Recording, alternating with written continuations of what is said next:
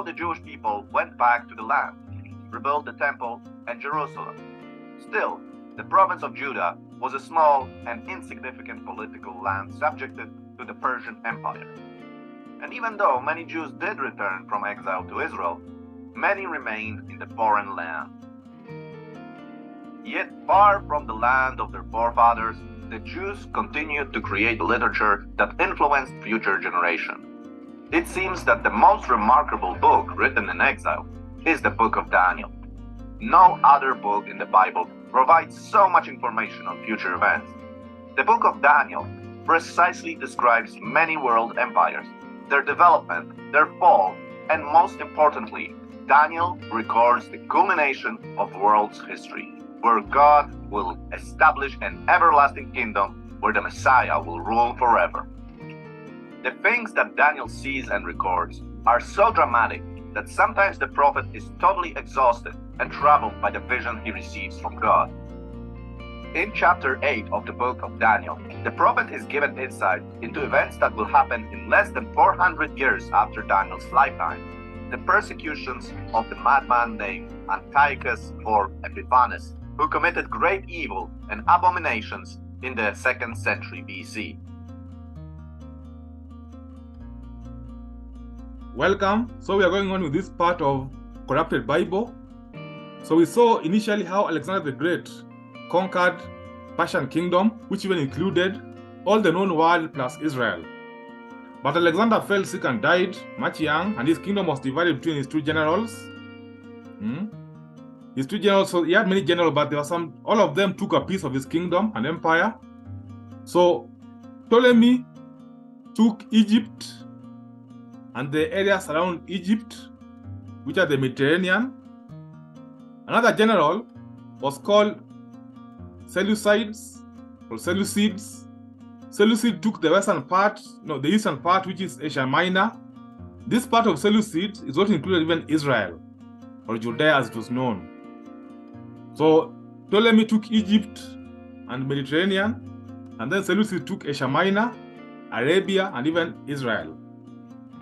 So these two empires of Seleucid and Ptolemy, they began to have conflicts among them because each of them saw each other as superior. So they were having conflict so much, and as they were fighting, the Roman Empire was growing.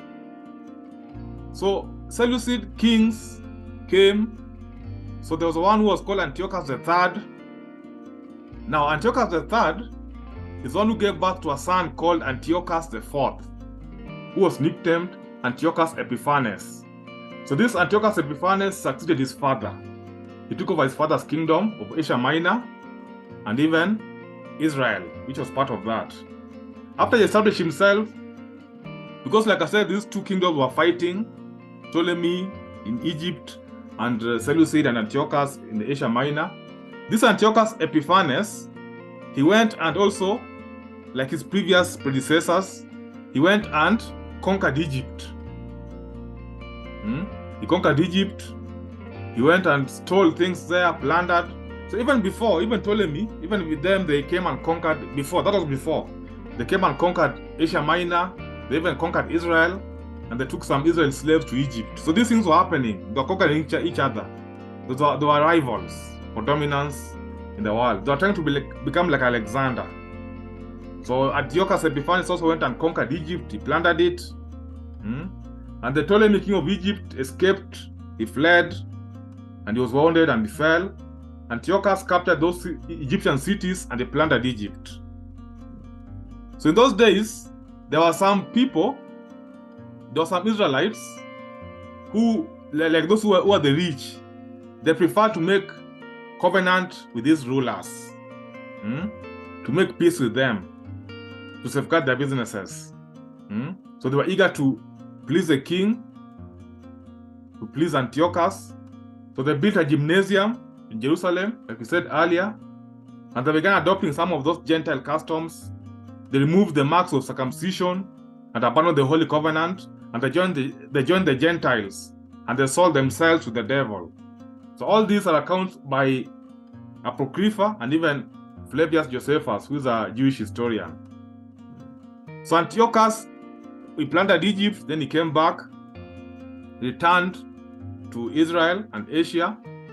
He went to Jerusalem with a strong force, and he arrogantly entered the sanctuary, the temple. He took the golden altar. He took the golden altar from the temple, the lampstand for the light. He took all the utensils which were made in the days of Solomon and David. He took also the table for the bread of presence. He stole all the cups. These things were of gold. The bowls, the golden censers, the curtain, the grounds. He stole the gold decoration on the front of the temple. He took it all. He took the silver and gold and the costly vessels. He took also the hidden treasures that David had kept. He took them all to his own land. He shed much blood. He spoke with arrogance, and Israel mourned so much. He even took women and children and so many things. So he used to do like that for all the cities in Asia Minor. He could come and steal all of them. Then 2 years later, this king, Antiochus Epiphanes, he sent tax collectors to Jerusalem to enforce taxation. These tax collectors deceitfully spoke peaceable words to the Israelites to deceive them. And they believed him. Like you see, most of those rich people, like I said, they wanted to make covenants or peace treaties with these rulers. So they complied with those tax collectors, but he suddenly fell upon them. Antiochus fell upon them. After deceiving them, he fell upon them and destroyed them. He again plundered the city. He burnt it with fire, tore down many houses and the surrounding walls. He took captive again women and children, seized livestock, and the city became his citadel. He stationed there sinful people who are godless, and these people, they spoiled the city, so life became very difficult in Jerusalem. So out of this, he began to introduce many customs, very pagan customs from Greece, and the Gentiles who wanted peace accepted these commands. So many Israelites, the rich Israelites, adopted these religions of Antiochus. They sacrificed idols in the temple, they profaned the Sabbath, and he ordered them to follow strange customs from his land. He forbade burnt offerings in the temple. So all these things Daniel prophesied earlier. He even forbade the Jewish festivals. He forced them to defile the sanctuary and the priests, to build altars to strange gods, to sacrifice swine or pig and other unclean animals, and to leave their sons uncircumcised. So all these things he made them do.